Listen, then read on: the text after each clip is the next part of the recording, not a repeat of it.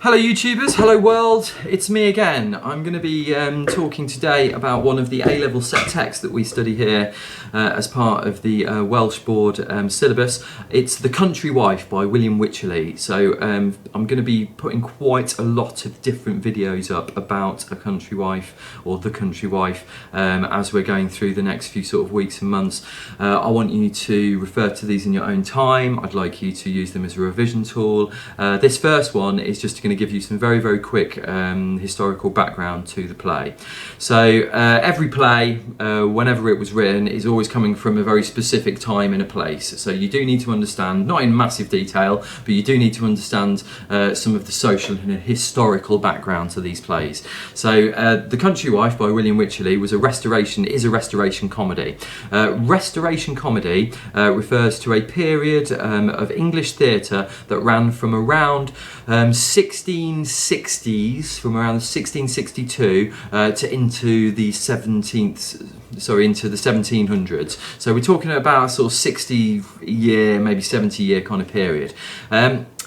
Just before the Restoration period, what essentially happened was there was a period of Puritan rule within England. So the monarchy were exiled, they were taken away from the throne, and England was under the control of what can only be described as religious fundamentalists. They were fundamental Christians, and whenever you think about anything that is religiously fundamental, it's generally very strict and not very fun.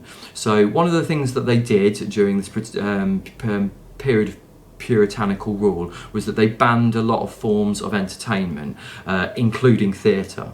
When the Restoration period started, that all kind of reversed. So the king was restored back to the throne. He'd been in France for a few years, kind of chilling out in exile. And in France, theatre was very, very popular. So when he came back and when he was restored back to the throne and they re-established theatre as a form of entertainment within England, it was very, very much influenced by the French theatre of the same period. So Restoration comedy, Restoration theatre, was very, very influenced by the French, the same kind of French comedies of that time. So here are a few key features that you might want to note down. They were comedies. They were all comedies of that period. The audiences demanded entertaining things that are going to make them laugh. So they were often very satirical in nature. Now, by satirical, what I mean is they often are poking fun at different social groups and social issues of that time. So The Country Wife was a very satirical play that is essentially caricaturing a lot of the upper classes of England of that time. So it's a satire, and it satirises the upper classes of England of the Restoration period. So we've got all of these different character types that have been exaggerated for comic effect, and I won't go into too much detail about them during this video because I'm going to release a specific video about each of the specific character types of that time. So just so you know, just to round things up, the comedies of that time were very bawdy in nature, meaning that they were full of kind of rude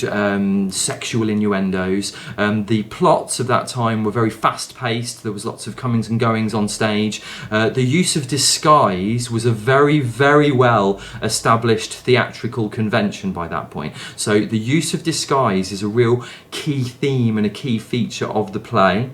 And the last point that I'm going to make in this video, and it is a big one, is that this was the first time that females were allowed on stage ever in theatre. So if you think about just maybe 100 years before Restoration comedy, we were in the Elizabethan period there. So it was Shakespeare's generation, and all female characters at that time, so even famous female characters like Juliet, they would have been played by boys. Okay, Restoration theatre was the first time that females were truly allowed on stage, and so this again was a very influential thing on the style of the theatre. So women, were, I think, sexually objectified a lot within these comedies. So they were often seen not as fully formed kind of female characters. They were often seen more as quite disposable kind of, like I said, sexual objects,